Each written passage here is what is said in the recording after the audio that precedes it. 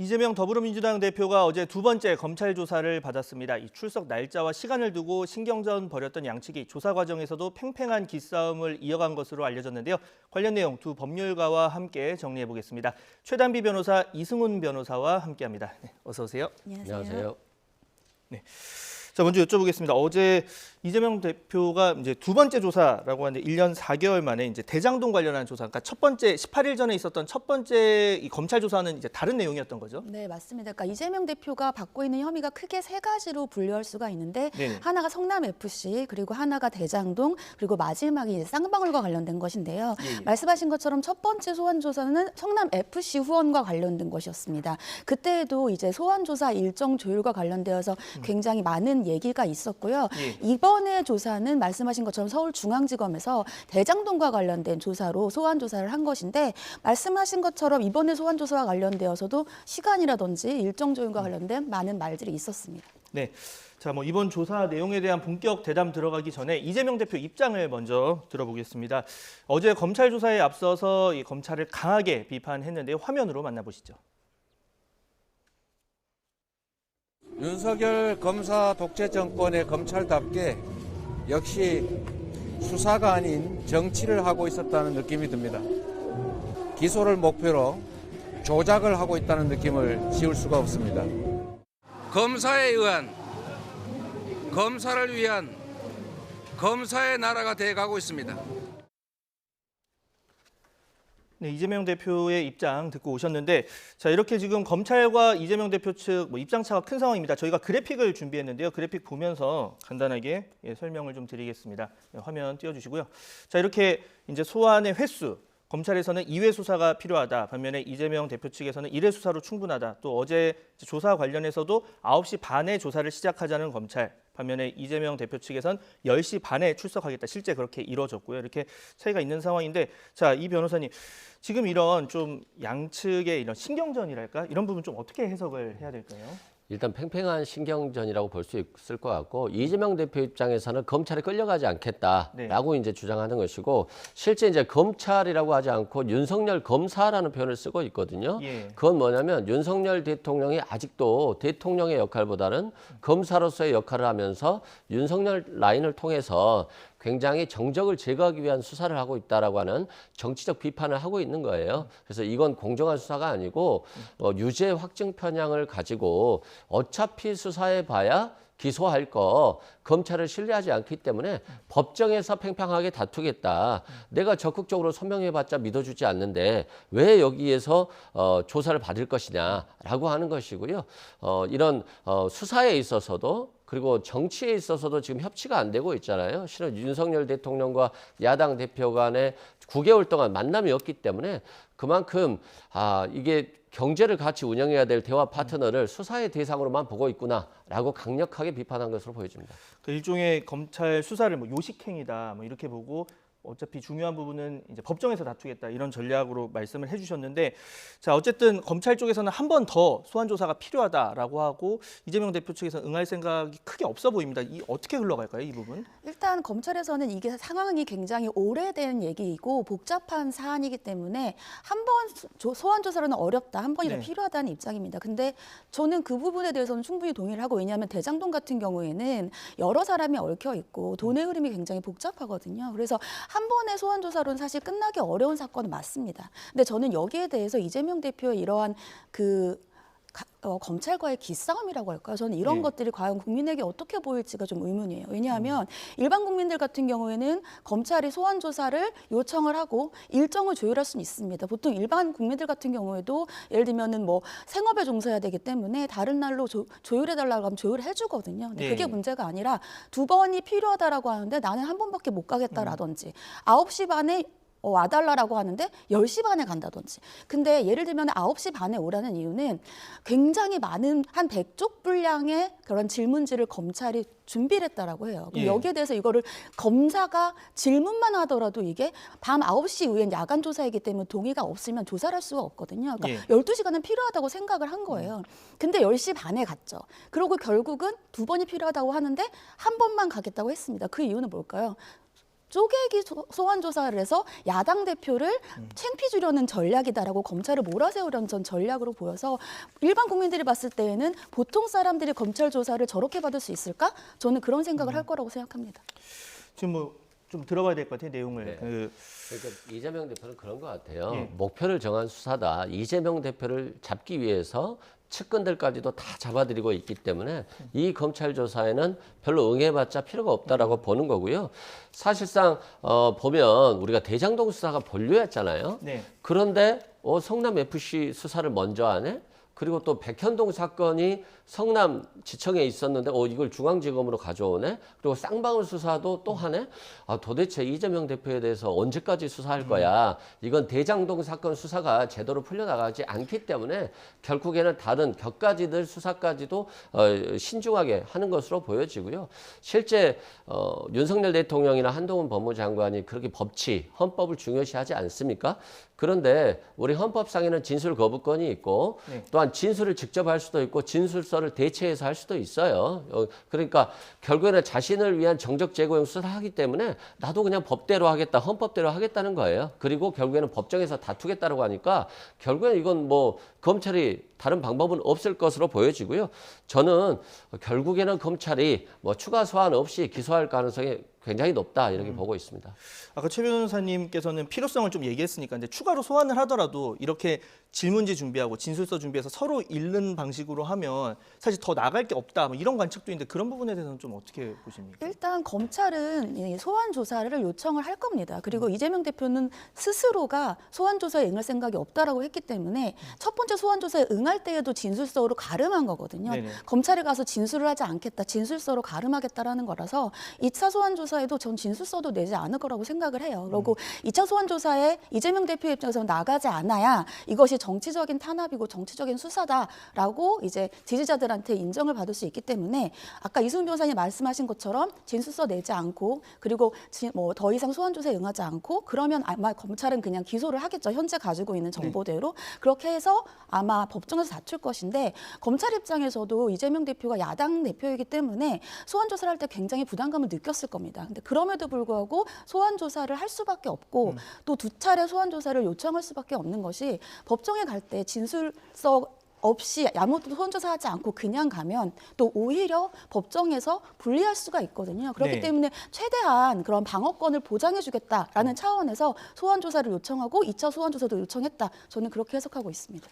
자, 어제 좀 이례적이었던 부분이 그러니까 이재명 대표가 조사를 받는 과정에 이 서면 진술서가 언론에 이제 공개가 됐습니다. SNS를 통해서 이제 올렸고 언론에서 인용을 했는데 이게 좀 이례적인 경우에요. 진술서 공개 의미 좀 어떻게 해석을 할 수가 있을까요? 굉장히 이례적이고 또 대장동 수사에 있어서는 검찰이 1년 4개월 이상 수사를 해서 집중적으로 했지만 결국에 나온 게 없다. 나는 자신 있게 검찰에 나가서 소환조사에 응할 수 있고 내 주장들을 얼마든지 할 수 있기 때문에 이걸 진술서를 통해서 국민에게 공개하겠다라고 하는 것이고 결국에는 검찰과 대화하거나 조사의 의미보다는 국민께 내 사정을 설명하는 것이 훨씬 중요하다라고 보는 것 같아요. 실제 그 내용을 보면 검찰이 굉장히 중립성을 잃었다.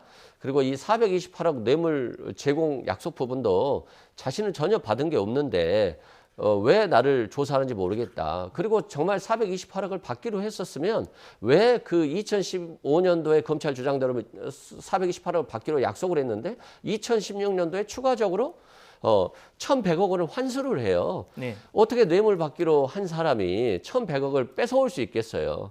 그렇기 때문에 이건 저는 자신은 절대 뇌물을 약속한 적도 없다. 유동규가 일부 부패되었을 수는 있지만 저는 그것을 보고받고 승인받은 적이 없다. 이런 취지입니다. 네.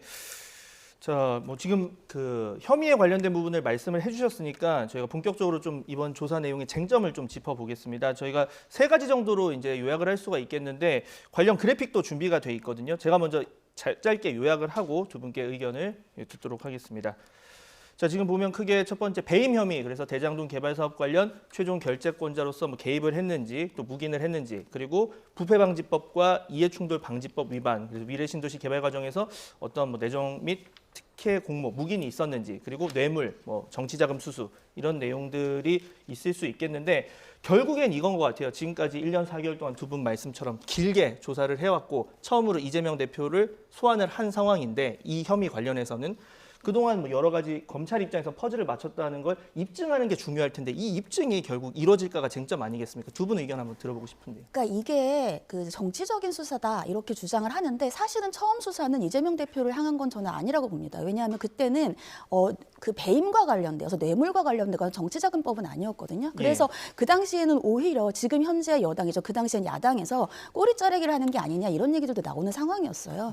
그런데 그때는 그냥 그 대장동과 관련된 3인방 그 정도가 끝이다라고 했는데 그 사람들이 진술을 바꾸면서 수사가 다시 이재명 대표 쪽으로 가게 된 거거든요. 그래서 가장 핵심은 저는 배임이라고 생각을 하고 네. 배임 같은 경우에는 굉장히 쟁점이 첨예합니다. 왜냐하면 이재명 대표 같은 경우에는 이 대장동 개발과 관련되어서 민간 사업자한테 이득이 간 건 맞지만 그것은 그 당시에는 이렇게 많은 이득이 갈 줄 몰랐고 그리고 협약에 따라서 한 것이고 오히려 협약을 위반하는 것이 문제가 있는 것이다. 그리고 오히려 성남시에게 시민들에게 도움이 되는 것이다. 그러니까 손해를 끼치지 않았는데 이것이 어떻게 배임이냐 이런 것이에요. 그래서 그렇지만 검찰 입장에서는 배임죄가 특별히 손해를 끼쳐야 되는 건 아니다. 그러니까 더 많은 이익을 가져올 수 있었는데 그럼에도 불구하고 그 이익을 가져오지 않은 것 자체가 지금 손해다 이렇게 보고 있는 것이거든요. 그래서 검찰 입장에서는 그것이 손해인지를 밝히는 것이 가장 중요할 것 같고 두 번째는 말씀하신 것처럼 천화동인 1호 지분 약속인데 이 1호 지분을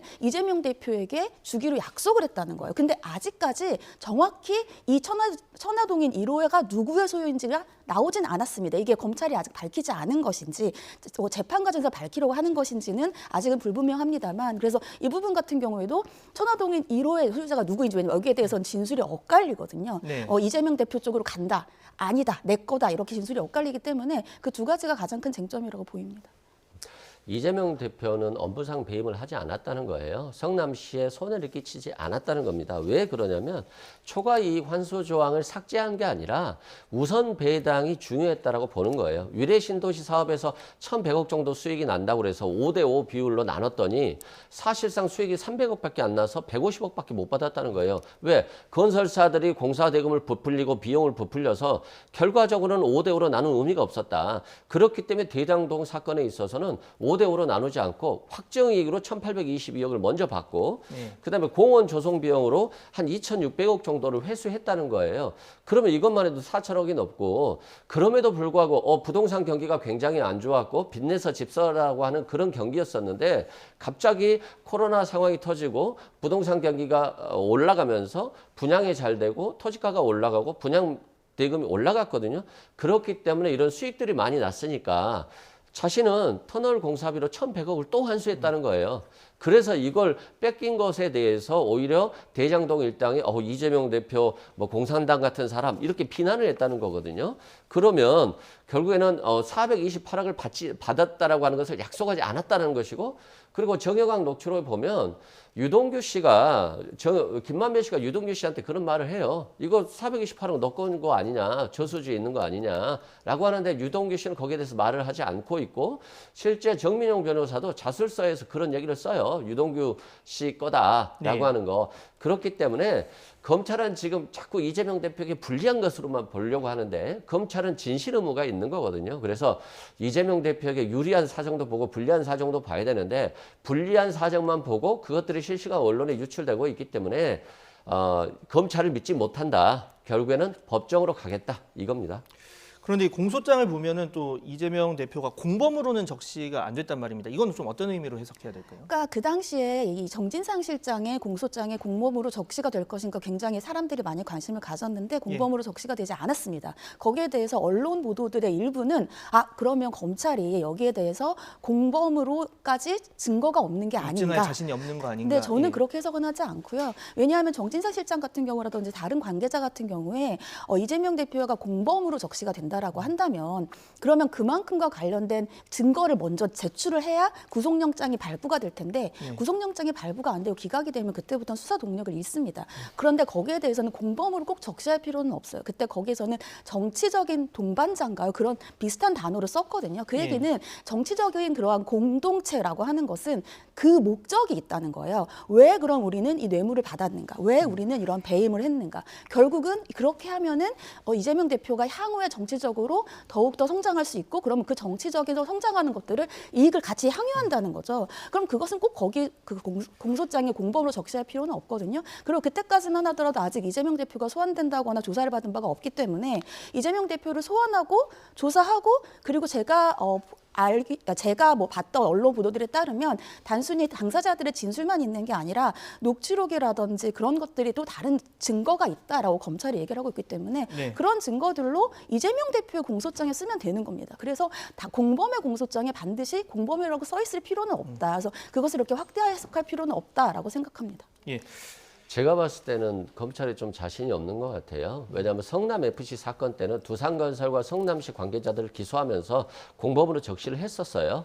근데 이 상황에서는 공범으로 적시하지 못한 것들은 결국에는 이해충돌방지법은 비밀을 제공했는지 그리고 유동규로부터 보고받고 승인했는지가 중요한 건데 이재명 대표가 비밀을 제공했다는 증거도 없고 또 유동규 씨로부터 보고받고 부정한 청탁을 받고 부정한 얘기를 듣고 승인했다고 하는 증거가 없는 거죠. 그래서 공범으로 적시를 못한 것 같고 어제 조사에서도 이재명 대표의 진술서에는 간단했어요.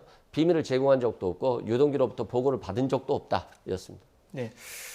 자, 지금 뭐 조사가 끝나고 나서 이 검찰 측도 그리고 이 대표 측도 각각의 이제 입장을 밝혔습니다. 뭐 조사가 온당했다 그리고 과했다 뭐 이렇게 얘기가 나오고 있는데 여기서 이재명 대표가 얘기한 그러니까 기소를 목표로 이제 짜맞추고 있다 뭐 이런 얘기를 하면서 강한 불만을 토로했는데 현재까지 상황을 볼 때 그러니까 기소 재판에 넘긴다는 건 뭐 사실상 정해진 수순이라고 봐야 될까요? 어떻습니까? 저는 일단은 2차 소환에 이재명 대표가 응하지 않을 것으로 보여지고요. 그래서 기소하면서 사전 구속영장을 청구하고 국회 체포동의안을 제출할 것으로 보여져요. 그래야지만이 체포동의안을 민주당이 부결시켜서 방탄 프레임으로 빠질 수 있다고 보고 있기 때문에 저는 일단은 구속영장을 청구할 것이다.